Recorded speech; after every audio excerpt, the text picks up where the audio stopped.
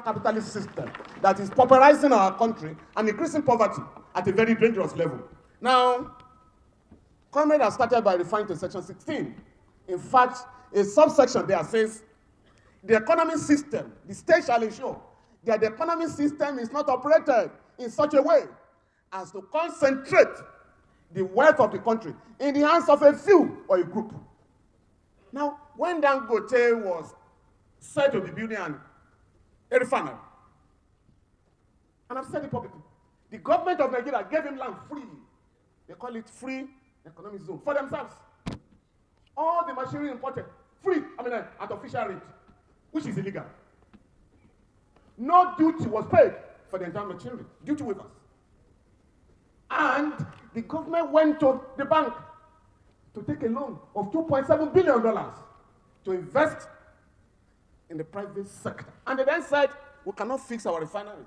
And that's when we challenge them. You said government have no business in business. Why are you funding a private enterprise?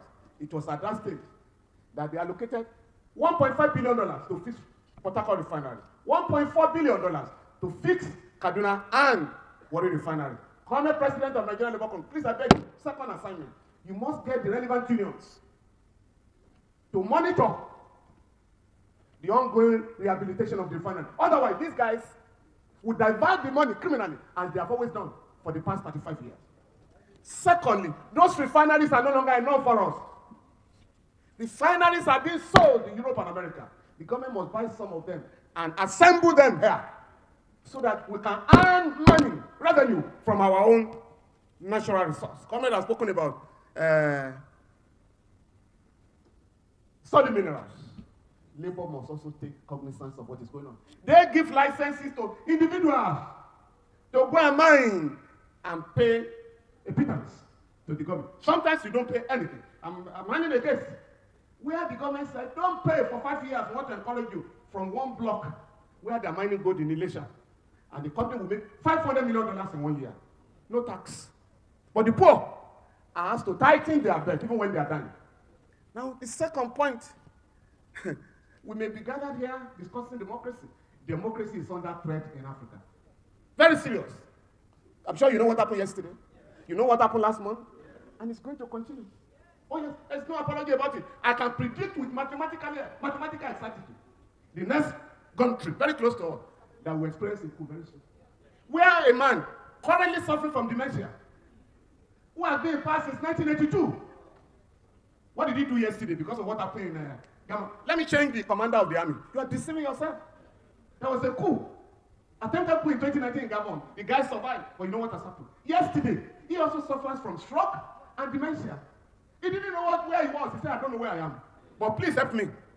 That is what they have reduced Africa to. You needed to have seen that guy when there was very insulting this their meeting, going to Europe to meet about Africa. Franco-Afro summit. The guy couldn't walk. And none of his colleagues in the club of African dictators, African Union, none of them will say, gentlemen, why don't you resign and let a functional person take over the affairs of your country? This guy had stroke since 2009. With the wealth of that country, he couldn't establish a hospital. He was in Britain for years. And then went to Morocco. Just like Mobutu Sese Seko, 35 years in power, no hospital. Eyadema was being flown to Israel after 32 years in office. He couldn't fix a hospital like this.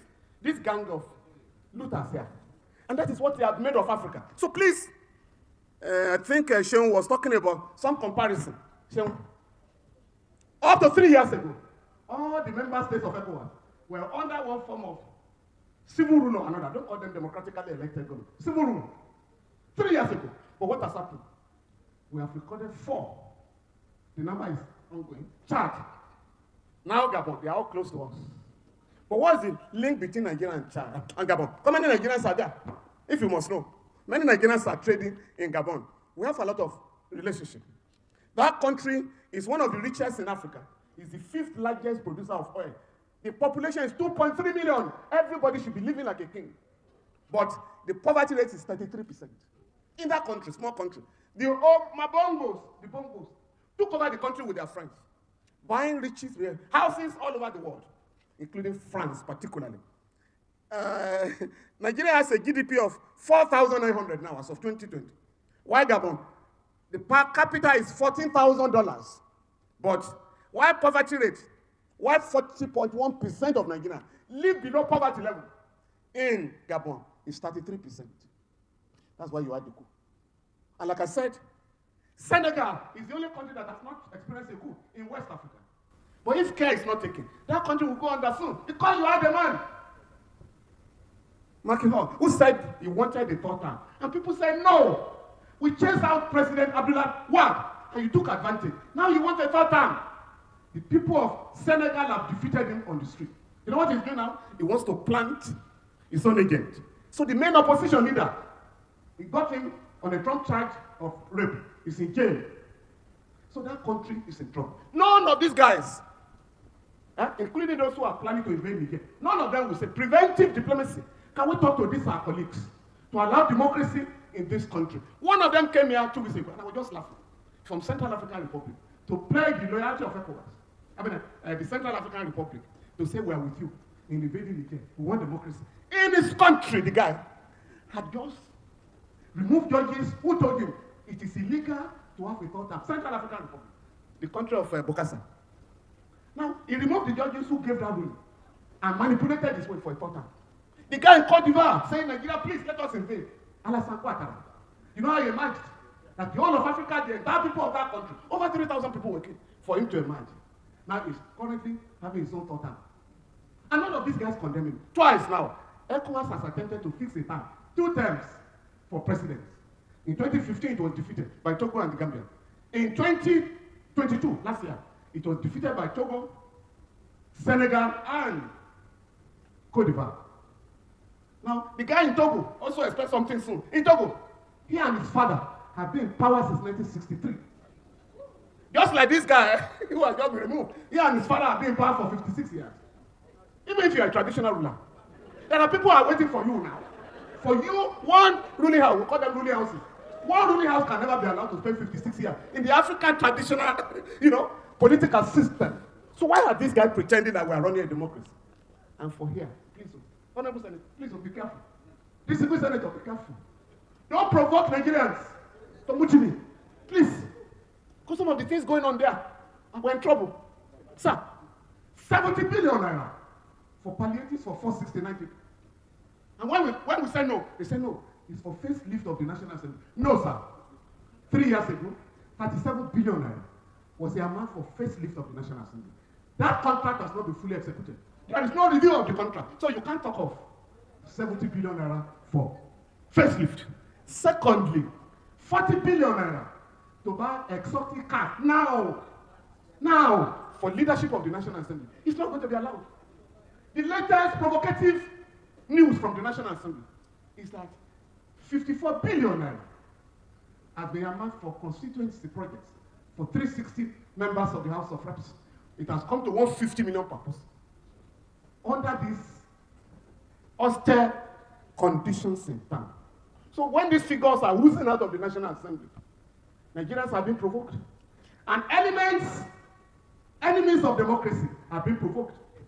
The military have been honest to say we are under pressure. You didn't read it. To dismantle this rickety political system. But somebody told them, go and deny it. And they denied. Oh, we are not under pressure. But we can read between the lines. And that is why we can't gather here talking of democracy that is under threat. That's number 2. Number 3, comrade, lecturer, I agree with you. There are solutions to all these problems. So the immediate causes of coups in Africa today, third-hand syndrome, manipulation of constitution, military bases. You know, today, America has 29 military bases in Africa. France has 15. Soldiers are protesting because these foreign members of these foreign bases are receiving salaries as if they are in their country. And they are living above the ordinary soldiers in Africa. So the soldiers are also protesting the differential treatment between them and these foreign troops. So we must look at that. And of course, they have told you the remote causes. The remote causes are the ruthless exploitation of the mineral resources of our country by Western companies. Lately, Chinese companies have joined them. They loot the treasury. Just like Omena said, $9 billion worth of gold smuggled out of Nigeria yearly. Not by the poor, but by the rich. with private jets and helicopters. And so, what do you expect? The people are getting poorer.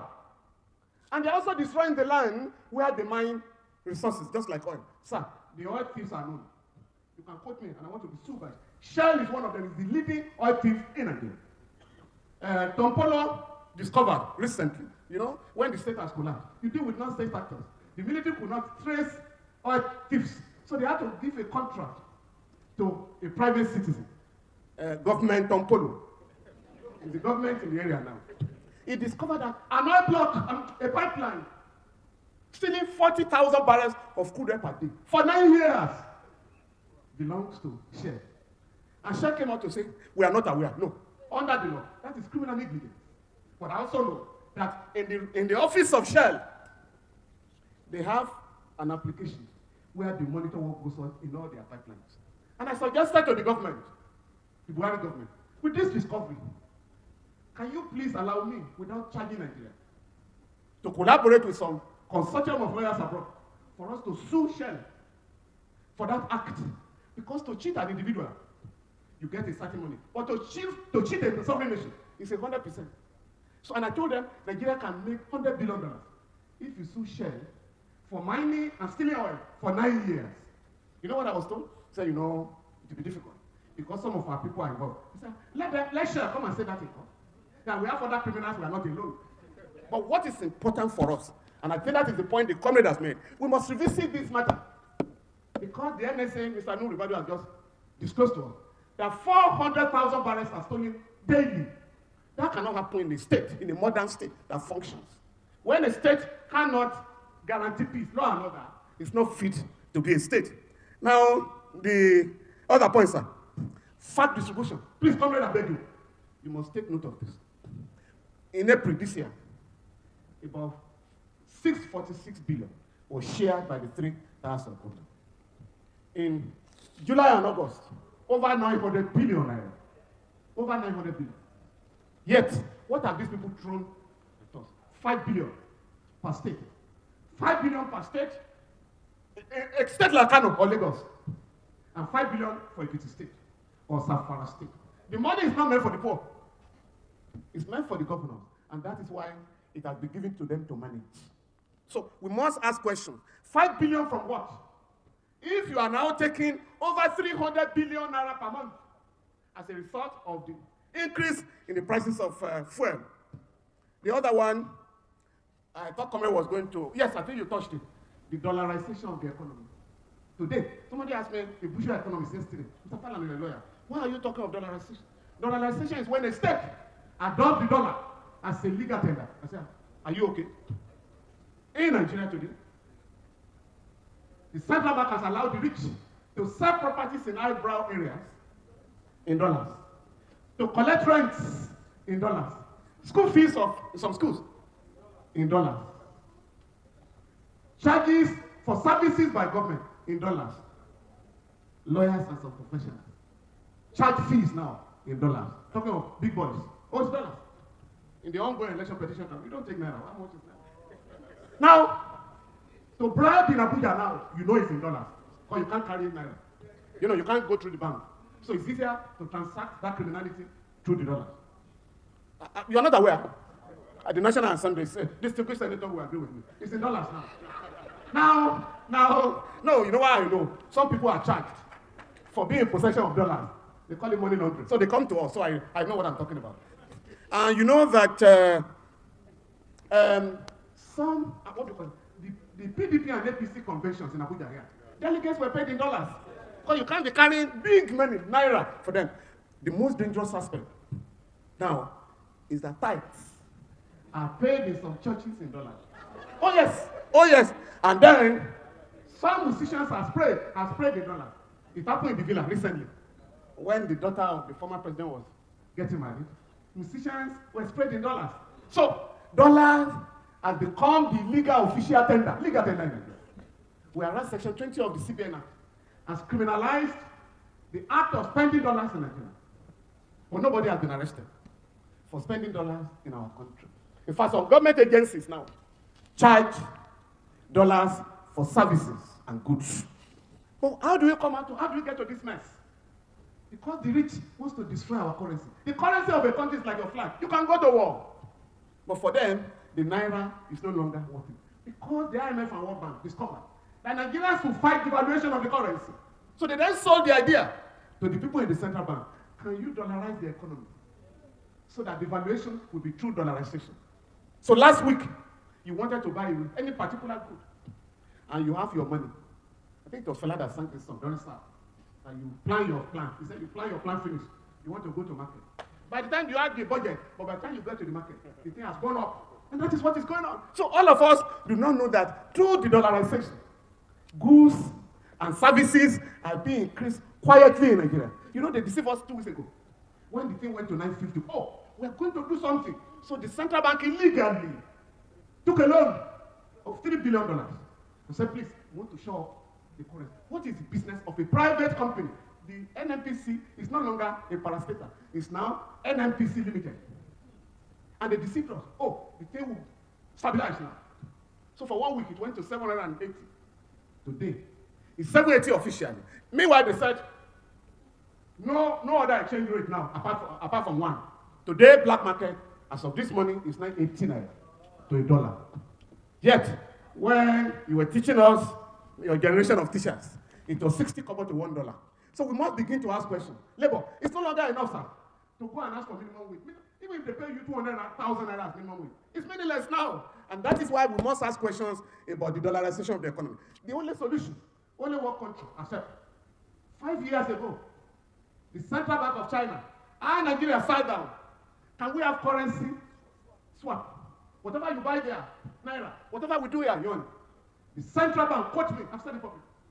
IMF and World Bank said, no, don't allow it to work. So most Nigerians are not aware of that arrangement. Last year alone, we spent $22 billion for imports from China. In dollars, whereas we should have paid naira. And that would have reduced the exchange rate to something in the neighborhood of 300 to 500 naira. And we're supposed to do that with other countries. And that's what BRICS is about, coming. BRICS. The BRICS, I'm telling you, not the organization. They simply want to trade among themselves in their own national currencies. Nigeria said, we have not joined, we don't want to join because of the West. But I've told somebody in government, can you be more Catholic than the Pope? Saudi Arabia is in. Egypt is in. UAE is in. But Nigeria is still pretending. How can Nigeria be missing in Africa? Why you should be leading the campaign to get African countries to trade in their own currency. We have AFTA, African Free Trade Zone. We're supposed to have one currency in Africa, trade among ourselves. We're supposed to have ECO in ECOWAS. France says no. Why countries like Nigeria insisted? France said no problem. We are now taking over the ECO. France has taken over ECO because they control its countries here. Now, what do we now do? Is to say we have taken over ECO. So whether we like it or not, we are going to impose our condition, which is that the ECO currency will be printed in France. And all your foreign research will be banked by the Bank of France. Of course, Nigeria will not agree. So they cannot have one currency. So the dollar is the currency for everybody. Now, the other point. Please, for NSC, I want to beg you. It's no longer enough to ask for better minimum wage. Comrade has mentioned this, and I'm going to advise you. There are laws you have fought for to improve the conditions of workers and the poor in Nigeria. And laws have been passed, comrade, following Chapter 2 of the Constitution. It's no longer correct to say Chapter 2 is not justiciable. Laws have been passed to actualize Chapter 2. The National Minimum Wage is one of them. National Minimum Wage Act. People's Banks Act. To give loans to the poor without collateral. They themselves took loans. And they were going to collapse the economy. That was how AMCON was settled. The rich are owing the country 5.4 trillion today. 370 of them. So when they didn't allow People's Bank to come to be reestablished, I went to court. I got a judgment in 2012. Go and establish this bank for the poor. They refused to do it. We have the Child Rights Act in Abuja and Child Rights Law in the state. Under those two laws, every Nigerian child shall be educated up to junior primary school, free of charge by the Nigerian state. So, comrade, we have to make sure that every Nigerian child, 20 million Nigerian children are on the street. That is where the terrorists recruit, bandits recruit, armed robbers and the rest of them. So if we get these laws implemented, there will be little or nothing to steal by these guys. But these are the laws they have made. You have the Pension Reforms Act. It must work. National Housing Act. They deduct money of workers every month. but they have stolen about 100 billion from that fund. Comrade, we need to take this up. You have the National Health Insurance Act, that everybody should have insurance, health insurance. You have National Health Insurance Authority Act for the elderly in Nigeria. Once you're over 60, you're entitled to health insurance. By law, you have other laws, discrimination against persons with disabilities, 2018. That law provides that all physically challenged people shall be educated by the state from primary to secondary school, senior secondary school, free of charge. So, comrade, you must set up a committee that will ensure the implementation of this law, so that when you are talking of minimum wage, there are ways of ensuring that you don't spend all your minimum wage on services for your family that will not be sufficient. They now say that our last two people, our take-home cannot take us home. It's only when we have these laws implemented that your take-home will be able to take you home. The last point is on public interest litigation. We're engaged in a number of public interest litigation, but you are dealing with a government, a ruling class that has no regard for rule of law. Sarah, an NGO, has got a judgment to the fact that since 1999, all the governments must account for the $5 billion recovered from Abacha and the family. The government has ignored the law. Sarah has got a judgment that those funny pension for governors, the Attorney General should ensure that all those governors do not collect double pension. There are people in the National Assembly, sir, in the Senate, former governors, who are collecting the stupendous allowances in the National Assembly, who are also collecting pension in their states. 3 states, Lagos, Rivers, and Kwara Ibom, have pension schemes that you cannot find anything like it in any part of the world. Do you know the details? If you govern in Lagos, Port Harcourt, or you even for 4 years, you're entitled to a house in the state capital and a house in Abuja worth about 2 billion naira. 2 for your life, even if you are 40 or 36.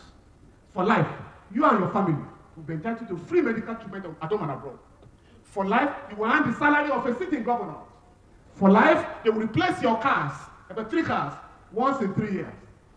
For life, you will have about 8 security personnel to guide you and your family. Now, I have told the governor, if you go like this, by the time Lagos has produced 20 governors, or Akwa Ibom, there will be no money for development. Once you have paid the pension of 20 former governors, and that is why Labour must please join this campaign. From the action of the civil society groups, the progressive faction, Samfara, Imo, and Kwara have abolished the pension scheme. So we must get other state government to abolish the pension scheme so that everybody is under the Pension Reforms Act.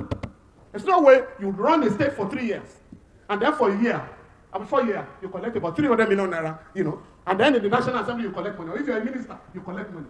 Whereas it is dangerous for a worker to collect double salary. But these guys are collecting multiple salaries. Let me end by saying some comment. And I think we must take a resolution today. Yeah. That the Labour Party, there is a pending order of court, and I should disclose this.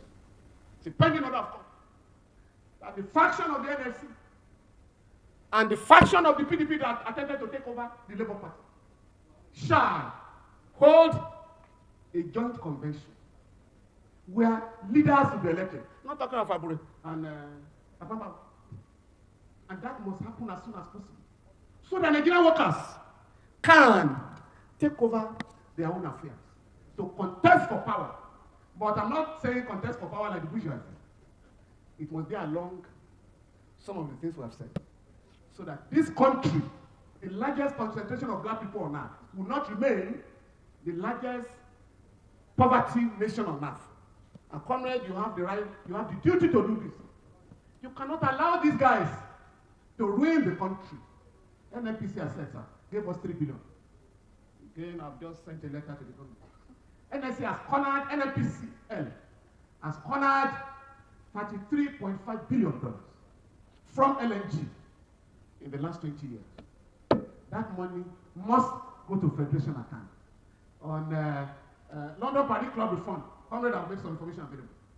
All the state governors, apart from Delta, stole the London Paris Club for local governments.